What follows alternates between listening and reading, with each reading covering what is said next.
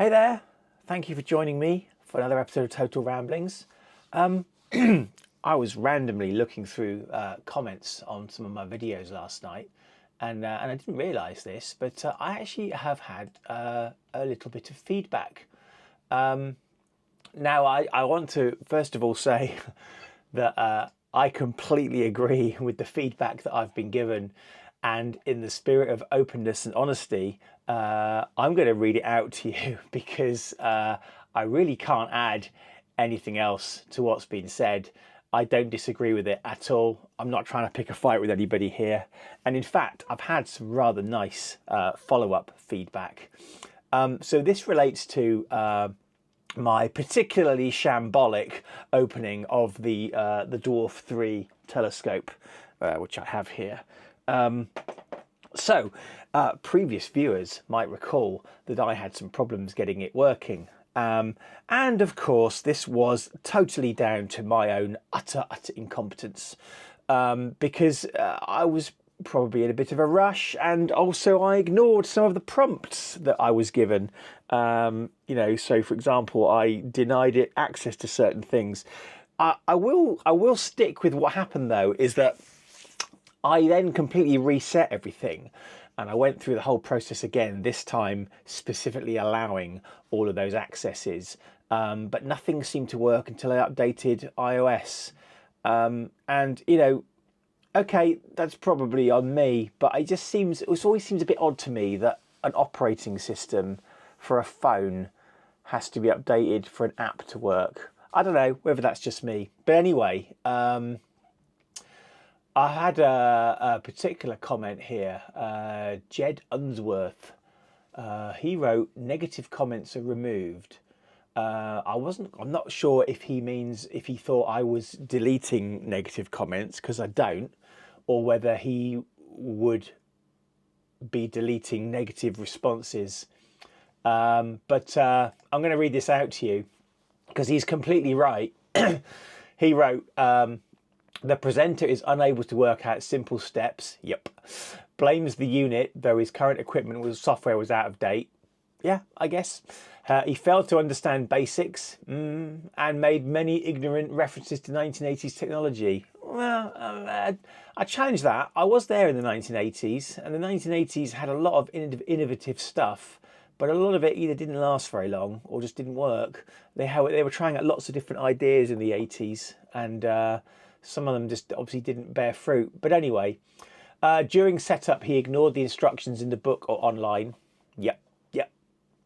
He purposely skipped connection to internet because he said it wasn't needed. It is.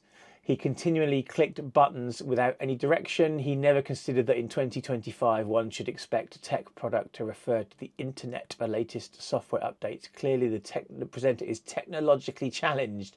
Useless and misleading video. Total shambles. I especially appreciate that Jed's put total shambles with a capital T and a capital S. And maybe he's suggesting that I should be renaming Total Ramblings to Total Shambles. And I mean, that's a completely fair comment. Technically, I was doing it in 2024, but now I'm being nitpicky. Yes, Jed, you are completely on the ball there. The problem is that I have too many hobbies. I'm usually in a rush to do everything. I don't always have a lot of time. And my brain just constantly skips from topic to topic to topic. You can see I'm surrounded by stuff from all my different interests. It's not an excuse. I'm just saying this is possibly why I rush through things. But yeah, I can't disagree with anything you wrote.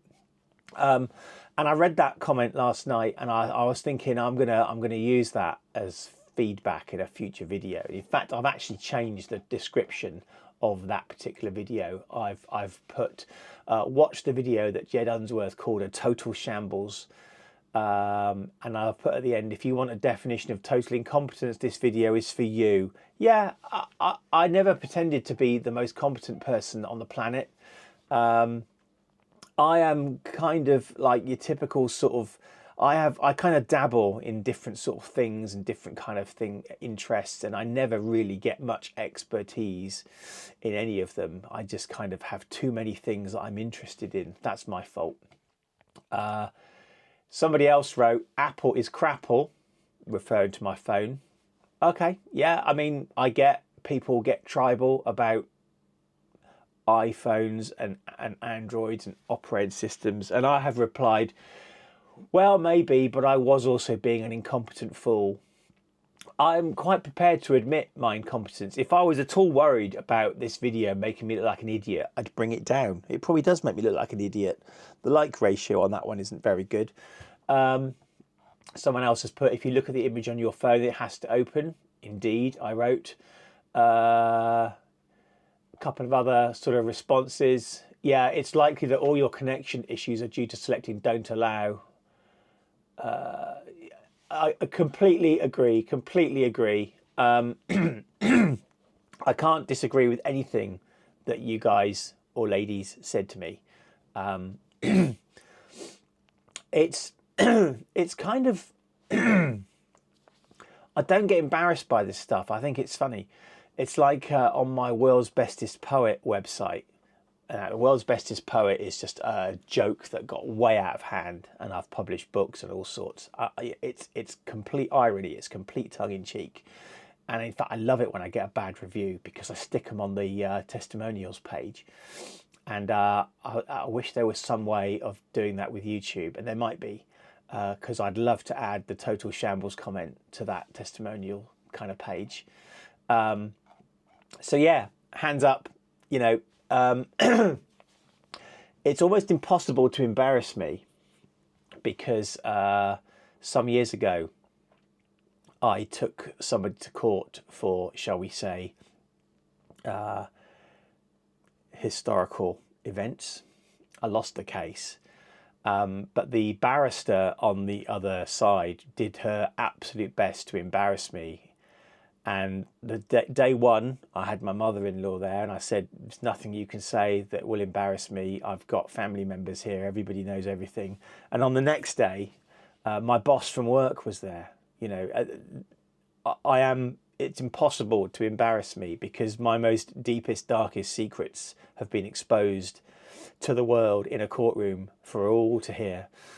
And I'm kind of beyond that. But, you know, I will confess to utter incompetence. However, what's really nice to see, actually, and it's really made my day, actually, Jed has come back to me this morning with the comment, and he's put, "G'day, I was quite disparaging on your initial video unboxing this device. You were quite unpleasant in your assessment, and I was certain you were unfair because you didn't understand what was involved." Yep. However, all that said, I really enjoyed this review and I'm finding it very positive. Thank you, Jed. Thank you so much. I really appreciate a comment like that. I wish you'd spent a bit more time photographing and doing some proper post-processing. Yeah, like I say, I kind of make stuff up as I go along and I kind of do what I feel is best. And I don't pretend to be an expert on anything, and he goes on, "I'm actually receiving mine today. I'm a total novice myself in both astronomy and photography. I am, though, a techno, and I have a huge interest in both topics now. Well done on this video. There's not much opportunity for sky watching over the next few days, but I will update here on how I go. By the way, AI processing doesn't add what's not there. It really is just using its intelligence to know how to post-process." Jed, I really appreciate you coming back and adding that comment, and kind of sticking with it, with the channel, really. I really like that because you didn't completely write me off, which is nice.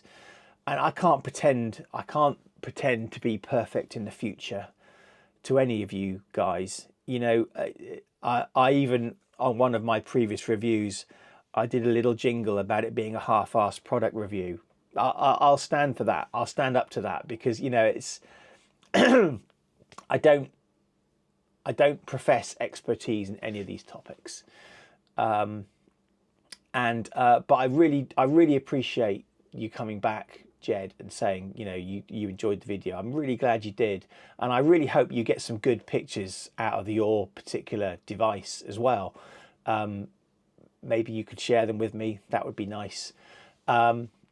Also, another person's come back and said, thanks for posting a follow-up. The photos look great right out of the box. I can't wait to see more in the future. I recently placed an order for the Dwarf 3, but it's now back ordered by 6 months. Again, that was IAB, I think is the comment, is the name of the person. So again, thank you for coming back. I know my unboxing video wasn't the best, but the thing is with me is I'm overly honest, right? So I wanted to kind of show you the experience as like a layman was kind of experiencing it, if you like. If you want to call me an incompetent layman, that's absolutely fine. I don't mind. I don't have a problem with that at all. But I wanted to be completely honest with how I was going through the setup process. I could have easily cut out the bad bits and said, hey, yeah, everything worked fine, I'm brilliant. But that's not me. I am my own worst critic. There's nothing that anyone can really say to me that I haven't said to myself a million times. And but you know, I do appreciate people sticking with the channel despite that and coming back, and I appreciate the feedback. You know, I'll try and do better next time. Yeah,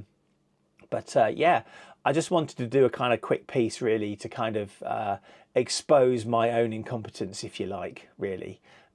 So thank you guys for your feedback and for coming back to me, and for hopingly, that's not a word, and for hopefully liking the photos that I've got out.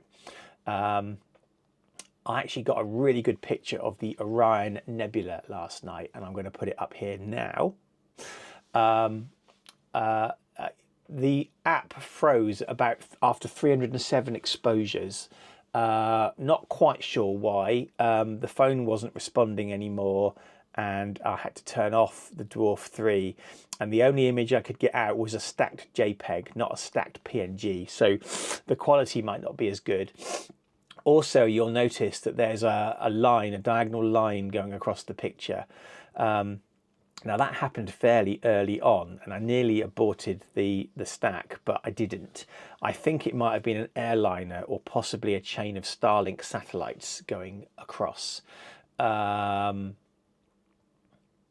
And as more and more photos were added to the stack, that line was gradually disappearing, and I was hoping the longer I left it, the more obscured it might become. But then, as I say, things kind of froze at 307 exposures. Now, they might literally, it might have been not a literal freeze, but it was -1 last night when the telescope was out.